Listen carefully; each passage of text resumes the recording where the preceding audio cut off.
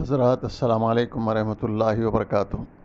میں اللہ رب العزت کی دربار عالی میں سجدہ شکر ادا کرتا ہوں اور سامعین کا بھی شکر گزار ہوں کہ آپ حضرات ہماری اس چھوٹی سی کوشش کو سماعت کر فرماتے ہیں اور اپنے عزیزوں اور ساتھیوں میں شیئر بھی کرتے ہیں۔ میں آپ حضرات کو افسوس کے ساتھ اطلاع دیتا ہوں، پچھلے ہفتے ہمیں 1 اکتوبر کو یہ پارٹ 11 پیش نہیں کیا جا سکا۔ ہمارے کمپوزر محترم جناب مولانا عبدالصمد صاحب گٹکیسری کی کچھ طبیعت ناساز تھی، جس کی وجہ سے آواز ان کی بیٹھی ہوئی تھی، کمپوز کرنا مشکل ہو رہا تھا۔ بفضل تعالیٰ آج بروز اتوار اکتوبر 11 پارٹ 11 اقبال در دولت پر پیش کرنے کی سعادت حاصل ہو رہی ہے۔ آپ سب حضرات سے گزارش ہے کہ ہمارے ٹیم ممبرز کی عافیت کی اور اخلاص سے خدمت انجام دیتے رہنے کی دعا فرماتے رہیں۔ وآخر دعوانا الحمدللہ رب العالمین۔ مصلح الدین Ahmad Hyderabadi, managing trustee Syed Abul Hasan Nadwi publication trust. الحمد للہ رب العالمین والصلاة والسلام علی سید الانبیاء والمرسلین، اما بعد۔ محترم حضرات، السلام علیکم ورحمۃ اللہ وبرکاتہ۔ بندہ قاضی محمد عبدالصمد گٹکیسری، آج کاروان مدینہ میں جو عنوان ہے وہ یہ ہے کہ اقبال در دولت پر۔ یہ اصل میں اس عربی تقریر کا ترجمہ ہے جو اقبال فی مدینۃ الرسول کے عنوان سے سن 1956 عیسوی میں دمشق ریڈیو اسٹیشن سے نشر کی گئی تھی۔ ترجمہ مولوی محمد الحسنی رحمۃ اللہ علیہ، مدیر البعث الاسلامی کے قلم سے ہے۔ امید کہ اس عنوان کے تحت جو اہم گفتگو حضرت مولانا سید ابوالحسن علی حسنی ندوی رحمۃ اللہ علیہ نے کی، اس کو بغور سماعت فرمائیں گے۔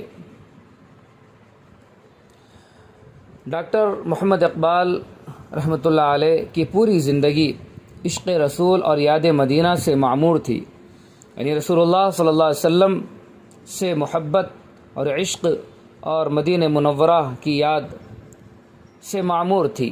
ان کا زندہ جاوید کلام ان دونوں یعنی عشق رسول اور یاد مدینہ کے تذکرے سے بھرا ہوا ہے، لیکن زندگی کے آخری ایام یعنی آخری دنوں میں یہ پیمانے عشق اس طرح لبریز ہوا کہ مدینے کا نام آتے ہی اشک محبت یعنی محبت کے آنسو بے ساختہ جاری ہو جاتے۔ وہ اپنے اس کمزور جسم کے ساتھ یقیناً مدینۃ الرسول یعنی رسول اللہ صلی اللہ علیہ وسلم کے شہر میں حاضر نہ ہو سکے، لیکن اپنے مشتاق اور بیتاب دل نیز اپنی قوت تخیل اور زور کلام کے ساتھ انہوں نے حجاز کی وجد انگیز فضاؤں میں بار بار پرواز کی، اور ان کا طائر فکر ہمیشہ اسی آشیانے یا آستانے پر منڈلاتا رہا۔ انہوں نے رسول اعظم صلی اللہ علیہ وسلم کے حضور میں اپنے دل، اپنی محبت، اپنے اخلاص اور اپنی وفا کی نظر پیش کی، اور آپ کو مخاطب کر کے اپنے جذبات و احساسات، اپنی ملت اور اپنے معاشرے کی دلگداز تصویر کھینچ کر رکھ دی۔ ایسے مواقع پر ان کے جوہر شاعری خوب کھلتے تھے اور معانی کے سوتے پھوٹ پڑتے تھے۔ وہ حقائق، وہ حقیقتیں جن کی زمام یعنی جن کی ڈور مضبوطی سے انہوں نے گرفت میں رکھی تھی، اس وقت بے حجاب و بے نقاب ہو کر سامنے آتے اور اپنا خوب رنگ دکھاتے۔ اس موضوع پر ان کا کلام سب سے زیادہ جاندار، طاقتور، مؤثر یعنی اثر ڈالنے والا، ان کے جذبات کی صحیح ترجمانی، ان کے تجربات کا نچوڑ، ان کے عہد کی تصویر یعنی ان کے زمانے کی تصویر اور ان کے نازک ترین احساسات کا آئینہ دار ہے۔ آگے ان کے جو اشعار پیش کیے جائیں گے، ان میں انہوں نے عالم خیال میں مکہ معظمہ اور مدینہ منورہ کا سفر کیا، اور اس تصور کے ساتھ وہ قافلے شوق کے ساتھ نرم ریگستانی زمین پر رواں دواں ہیں۔ ذوق حضوری اور شوق و محبت میں یہ ریت ان کو ریشم سے بھی زیادہ نرم محسوس ہو رہی ہے، بلکہ ایسا معلوم ہوتا ہے کہ اس کا ہر ذرہ دل بن کر دھڑک رہا ہے۔ حدیقہ یعنی وہ گیت و نغمہ جو شتربان یعنی اونٹ ہانکنے والا، اس کی نگہبانی کرنے والا شتربان اونٹ کو ہانکتے وقت گاتے ہیں۔ حدیقہ نغمہ سن کر ان کی آتش شوق اور تیز ہونے لگتی ہے، دل کی جراحتیں تازہ ہو جاتی ہیں، ان کے پورے وجود میں حرارت اور زندگی کی ایک لہر دوڑ جاتی ہے، اور ان کا ساز دل درد و اثر میں ڈوبے ہوئے مؤثر اور بلیغ اشعار کے ساتھ نغمزن ہونے لگتا ہے۔ پھر وہ اسی عالم تصور میں رسول اللہ صلی اللہ علیہ وسلم کے مواجہ شریف میں حاضر ہوتے ہیں، درود و سلام پڑھتے ہیں، محبت و شوق کی زبان ان کی دل کی ترجمان بن جاتی ہے، اور وہ اس مبارک و قیمتی ساعت سے فائدہ اٹھا کر یعنی قیمتی وقت سے فائدہ اٹھا کر اپنا حال دل بیان کرتے ہیں۔ امت اسلامیہ اور عالم اسلام کے حالات، اس کے مسائل اور مشکلات، اس کی آزمائشیں اور امتحانات نیز مغربی تہذیب اور مادی فلسفوں اور تحریکوں کے سامنے اس کے سپر افگند اور بے بسی اپنے وطن میں اس کی غریب الوطنی اور خود اپنی قوم میں اپنے پیغام کی ناقدری کا شکوہ کرتے ہیں۔ کبھی ان کی آنکھیں اشکبار ہوتی ہیں اور کبھی دل کی بات زبان پر آ جاتی ہے۔ اس مجموعے اشعار کا نام انہوں نے ارمغان حجاز رکھا ہے، اور حقیقت یہ ہے کہ وہ پورے عالم اسلام کے لیے بہت مبارک تحفہ اور نسیم حجاز کا ایک مشکبار جھونکا ہے۔ باد نسیم آج بہت مشکبار ہے، باد نسیم آج بہت مشکبار ہے، شاید ہوا کے رخ پر کھلی زلف یار ہے۔ اقبال کا یہ روحانی سفر اس زمانے میں ہوا جب ان کی عمر 60 سال سے متجاوز تھی، یعنی 60 سال سے بھی زیادہ تھی، اور ان کے قوا کمزور ہو گئے تھے۔ اس عمر میں جب لوگ آرام کرنے کو ترجیح دیتے ہیں اور گوشہ نشینی یعنی تنہائی پسند کرتے ہیں، ان کو جس چیز نے اس طویل و پرمشقت سفر پر آمادہ کیا، اس کو فرمان محبت کی تعمیل اور مقصد زندگی کی تکمیل کے سوا اور کیا کہا جا سکتا ہے۔ بئیں پیری رہے یثرب گرفتم، نوا خاں از سرور عاشقانہ، چعاں مرغے کے درے صحرا سر شام، کشایت پر بفکر آشیانہ۔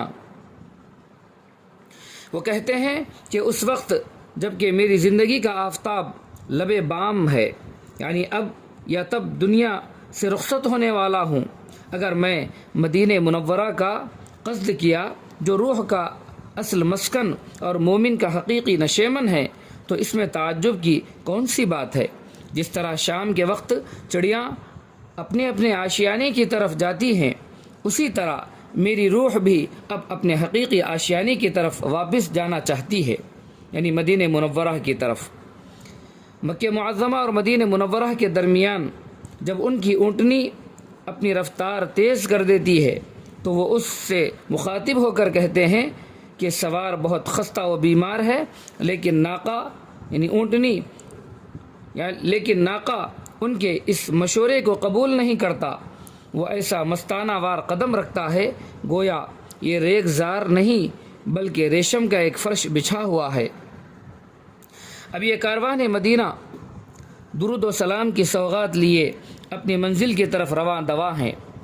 اس پرکیف فضا میں وہ تمنا کرتے ہیں کہ کاش ان کو اس گرم ریت پر ایک ایسا سجدہ میسر ہو جو ان کی پیشانی کے لیے نقش دوام بن جائے۔ وہ اپنے دوستوں کو بھی اسی سجدہ شوق کا مشورہ دیتے ہیں۔ ذوق و شوق کا زیادہ غلبہ ہوتا ہے تو عراقی اور جامی کے اشعار بے ساختہ ان کی زبان پر جاری ہو جاتے ہیں۔ لوگ حیرت سے دیکھنے لگتے ہیں کہ یہ عجمی آخر کس زبان میں اشعار پڑھ رہا ہے، جو سمجھ میں تو نہیں آتے لیکن دل کو درد و محبت سے اس طرح بھر دیتے ہیں کہ آدمی کو کھانے پینے کا بھی ہوش باقی نہیں رہتا، اور پانی کے بغیر بھی اس کی تشنگی دور اور خستگی کافور ہو جاتی ہے۔ راستے کی دشواریوں اور مشقتوں میں ان کو لطف آنے لگتا ہے۔ شب بیداری یعنی اللہ کے حضور راتوں میں اٹھ کر عبادت کرنا، رونا دھونا، کم خوابی، کم سونا اور بے آرامی سے سرور حاصل ہوتا ہے، یعنی خوشی حاصل ہوتی ہے۔ وہ اس راستے کو طویل نہیں سمجھتے اور جلد پہنچنے کی آرزو نہیں کرتے، بلکہ اپنے ساریبان یعنی شتربان، اونٹ کا نگہبان، اونٹ کا چلانے والا، بلکہ اپنے ساریبان سے اس کی خواہش کرتے ہیں کہ وہ اس سے بھی زیادہ دور دراز راستے سے لے چلے، تاکہ اس بہانے سے ذوق و شوق کی مدت بھی کچھ دراز ہو سکے، یعنی طویل ہو سکے، اور انتظار کا لطف دوبالا ہو سکے، جو عشاق کا زاد سفر اور محبین کا سرور نظر سمجھا گیا ہے۔ اسی سرور و شوق اور کیف و مستی کے ساتھ وہ سارا راستہ طے کرتے ہوئے مدینہ طیبہ پہنچتے ہیں اور اپنے رفیق سفر سے کہتے ہیں کہ ہم دونوں ایک ہی زلف کے اسیر ہیں۔ آج ہم کو اپنے دل کی مراد برلانے اور اپنے آقا اور محبوب کے قدموں پر اپنی پلکیں بچھانے کا موقع ملا ہے، اس لیے آج ہمیں اپنی آنکھوں پر سے پابندی ہٹا لینی چاہیے، اور اس سیلاب اشک کو، یعنی آنسوؤں کے سیلاب کو جو عرصے سے امڑنے کے لیے بے چین ہے، تھوڑی دیر کے لیے آزاد چھوڑ دینا چاہیے۔ وہ اپنے اوپر رشک کرتے ہوئے کہتے ہیں کہ کیا خوش نصیبی اور مقام مسرت ہے کہ یہ سعادت اور نعمت ان کے نصیب میں آئی، اور اس گدھا کو، یعنی اس فقیر کو، اپنی نااہلی کے باوجود اس دربار شاہی میں، یعنی سرکار دو عالم صلی اللہ علیہ وسلم کے دربار میں نوازا گیا، جہاں بڑے بڑے دانشوروں اور اورنگ نشینوں کو توفیق باریابی حاصل نہ ہو سکی، لیکن اس سرور و مستی اور جذب و شوق میں بھی وہ امت مسلمہ اور ملت اسلامی ہند کو فراموش نہیں کرتے، اور پوری صدق بیانی اور قادر الکلامی کے ساتھ اس کا درد دل کتاب کی طرح کھول کر سامنے رکھ دیتے ہیں۔ وہ کہتے ہیں کہ اس امت کی بڑی آزمائش یہ ہے کہ یہ بام بلند سے گری ہے، اور جو جتنے اوپر سے گرتا ہے اتنی ہی اس کو چوٹ آتی ہے۔ وہ کہتے ہیں کہ اس امت کی بڑی آزمائش یہ ہے کہ یہ بام بلند سے گری ہے، اور جو جتنے اوپر سے گرتا ہے اتنی ہی اس کو چوٹ آتی ہے۔ وہ کہتے ہیں کہ اس امت کی بے نظمی و بدحالی کی بڑی وجہ یہ ہے کہ جماعت ہے اور امام نہیں، افراد ہیں، نظام نہیں۔ وہ کہتے ہیں کہ اس کے خون میں اب و تب و تاب اور اس کے اندر وہ مردم خیزی کی صلاحیت باقی نہیں رہی جو اس کا تر امتیاز تھا۔ اب عرصے سے اس کی نیام بے شمشیر اور اس کی کشت ویران لالا و گل سے محروم ہے۔ وہ کہتے ہیں کہ یہ امت اپنے سرمایہ آرزو اور ذوق جستجو سے محروم ہو کر رنگ و بو میں گرفتار ہو گئی ہے۔ اس کے کان نرم و نازک نغموں کے خوگر ہو گئے ہیں، اور مردان حر کی آواز اس کے لیے نامانوس ہو چکی ہے۔ اب نہ وہ اس کی آنکھ میں یقین کا نور اور عشق کا سرور ہے، نہ اس کا دل کسی کی محبت میں مخمور اور اس کا سینہ کسی کی یاد سے معمور ہے۔ وہ حضوری سے بہت دور اور منزل مقصود سے ناآشنا اور مہجور ہے۔ پھر وہ اس کے شاندار ماضی کا موازنہ اس داغدار حال سے کرتے ہیں جب اس پر لطف و عنایات کی نظر خاص تھی۔ پھر وہ اس کے شاندار ماضی کا موازنہ جب اس پر لطف و عنایت کی نظر خاص تھی اس داغدار حال سے کرتے ہیں۔ وہ بڑی بلاغت اور خوش اسلوبی کے ساتھ کہتے ہیں کہ جس کو آپ نے پھلوں اور میووں پر پالا ہو اور ناز و نعم میں رکھا ہو، وہ آج ان صحراؤں میں اپنا رزق تلاش کرنے اور در بدر بھٹکنے پر مجبور ہے۔ حضرات، اب یہاں لادینیت، خالص مادہ پرستانہ نقطہ نظر، روحانی خلا اور قلب کی برودت کا اس پیراگراف میں تذکرہ ہے۔ اس پیراگراف کو پڑھنے کے بعد اس کی تشریح خود حضرت علیہ الرحمہ کی جدہ کی تقریر جو مسجد جوہرہ میں 27 نومبر سن 1988 عیسوی کو کی گئی تھی، اس میں ملتی ہے۔ یہ جائے کہ ہم خود تشریح کریں، آگے سماعت فرمائیں حضرت علیہ الرحمہ کی گفتگو۔ وہ لادینیت کے اس طوفان بلاخیز کا ذکر کرتے ہیں جو عالم اسلام کی طرف تیزی سے بڑھ رہا ہے۔ ڈاکٹر محمد اقبال علیہ الرحمہ جو خود فلسفے سیاسیات اور اقتصادیات کے غواص تھے اور اس کا کوچا کوچا ان کا دیکھا ہوا تھا، اچھی طرح سمجھتے تھے کہ عالم اسلام میں لادینیت کا سب سے بڑا راستہ خالص مادہ پرستانہ نقطہ نظر، روحانی خلا اور قلب کی برودت ہے۔ مصرفانہ اور امیرانہ زندگی سے اس میں اور مدد مل رہی ہے۔ وہ اس بات پر یقین رکھتے تھے کہ لادینیت کے اس سیلاب اور مادہ پرستانہ معاشی فلسفے کا مقابلہ اگر کسی چیز سے ہو سکتا ہے تو وہ زہد اور محبت ہے۔ اس پر اگر کوئی چیز غالب آ سکتی ہے تو وہ حضرت ابوبکر صدیق رضی اللہ عنہ کی زاہدانہ اور عاشقانہ زندگی ہے۔ وہ مسلمانوں کے لیے اس مثالی زندگی کی آرزو کرتے ہیں جو زندگی کے ہر شعبے پر اثر انداز ہو۔ وہ سمجھتے ہیں کہ اگر ایسی زندگی وجود میں آ جائے تو ساری دنیا اس کے سامنے سر جھکانے اور اس کا احترام کرنے پر مجبور ہوگی۔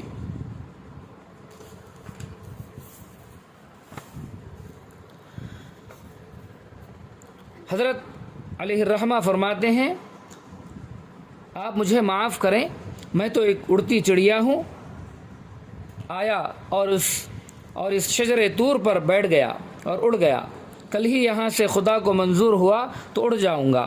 آپ مجھے یہ نہ سمجھیے کہ میں جاسوسی کرتا ہوں یا میں یہاں آ کر عیب ڈھونڈتا ہوں، میں یہاں کے مسلمانوں کے حالات سے واقف ہوں اور زندگی کا جو دھارا بہہ رہا ہے میں اس سے کچھ دور نہیں ہوں، اس لیے میں دیکھتا ہوں کہ عقائد درست ہیں، نمازوں کی پابندی ہے، فرائض کی پابندی ہے، لیکن معاشرہ بالکل بگڑا ہوا ہے، گھر کی زندگی بالکل اسلام سے بدلی ہوئی ہے، وہاں تعیشات کی باتیں ہیں، وہاں اسراف ہے، فضول خرچی ہے، حقوق کی پامالی ہے، وہاں بے محل خرچ کرنا ہے، اس میں تفریحات کا سامان ہے، وہاں ویڈیو ہے جو دن رات کا مشغلہ ہے۔ مسجد میں ہم مسلمان، وہاں کوئی کچھ نہیں کہہ سکتا، لیکن دوستو مسلمان صرف مسجد میں نہیں ہوتا، مسلمان تو روئے زمین کے کسی چپے پر ہو، بر و بحر میں ہو، اور اگر کبھی خدا چاند پر پہنچا دے، اور اس نے پہنچایا ہے انسانوں کو اپنے دیے ہوئے علم و طاقت کے ذریعے، وہاں بھی وہ عبد ہے، وہ بندہ ہے، خدا کا بندہ ہے۔ یہاں تک کہ تمام علماء امت کا اتفاق ہے اس پر کہ تکلیف ساقط نہیں ہوتی، پیغمبروں سے بھی تکلیف ساقط نہیں ہوتی۔ اور تکلیف کا مطلب کیا ہے؟ شرعی پابندیاں اور قرآن کی آیت اعوذ باللہ من الشیطان الرجیم بسم اللہ الرحمن الرحیم وَاعْبُدْ رَبَّكَ حَتَّى يَأْتِيَكَ الْيَقِينُ کی تفسیر تمام مفسرین نے یہی لکھی ہے کہ اپنے رب کی بندگی کرتے رہو جب تک کہ وفات کا وقت نہ آ جائے۔ چنانچہ حضور پاک علیہ الصلاۃ والسلام وفات کے وقت تک نمازوں کی ویسی ہی پابندی کرتے رہے۔ پوچھتے رہے کہ کیا لوگوں نے نماز پڑھ لی؟ کہا گیا نہیں یا رسول اللہ صلی اللہ علیہ وسلم، آپ کا انتظار ہے۔ فرمایا پانی لاؤ، غسل فرمایا، مگر چلنے کی طاقت نہیں تھی۔ 2 مرتبہ 3 مرتبہ آپ صلی اللہ علیہ وسلم نے غسل فرمایا، تیاری کی، نہیں ہو سکا تو فرمایا مروا ابا بکر فلیصلی بالناس، ابو بکر سے کہو کہ نماز پڑھائیں۔ پھر آپ صلی اللہ علیہ وسلم نے بھی نماز پڑھی۔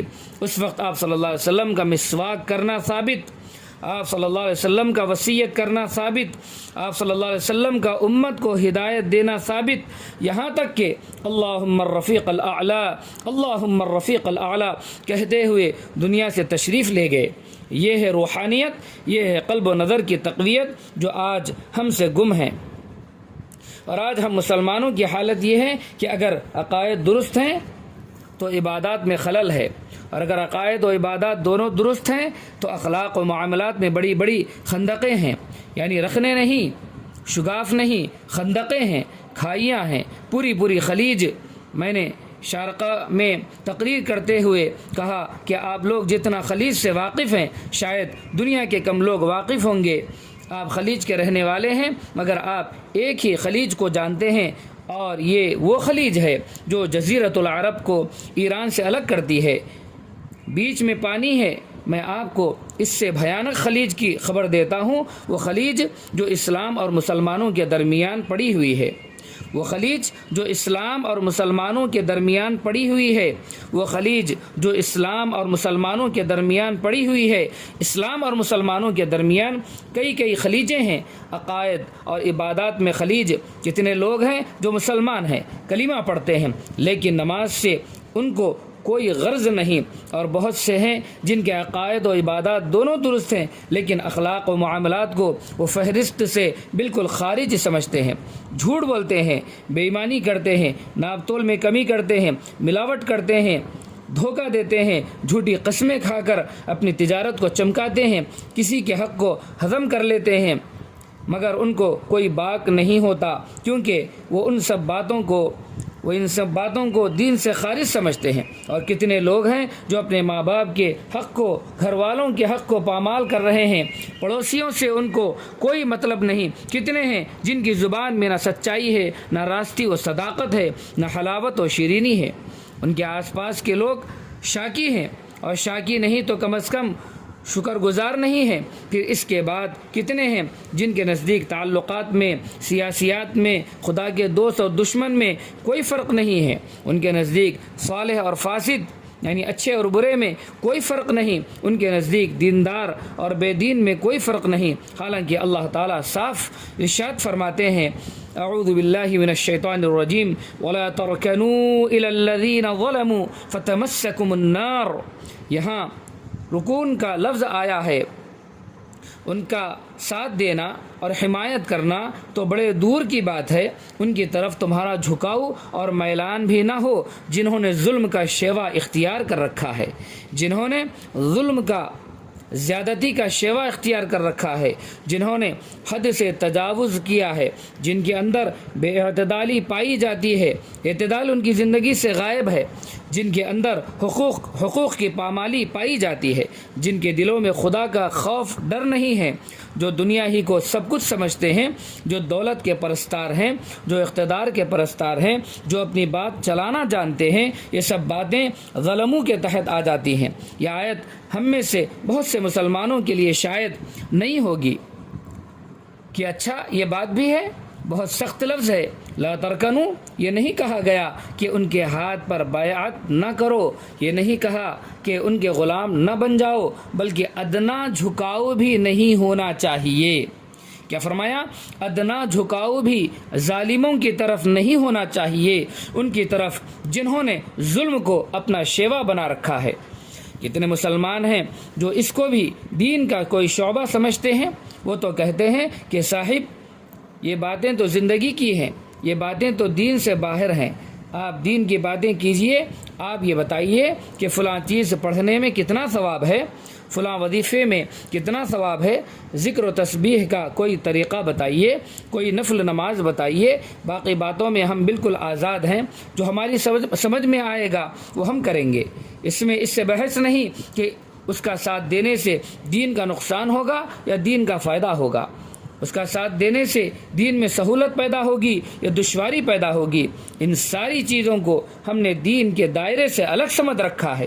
میرے بھائیوں، ہم تمام چیزوں میں خدا کے بندے ہیں، ہمیں احکام اسلام پر چلنا چاہیے، اور اسی کے ساتھ ساتھ ہمیں دیگر مسلمانوں کی بھی فکر رکھنی چاہیے۔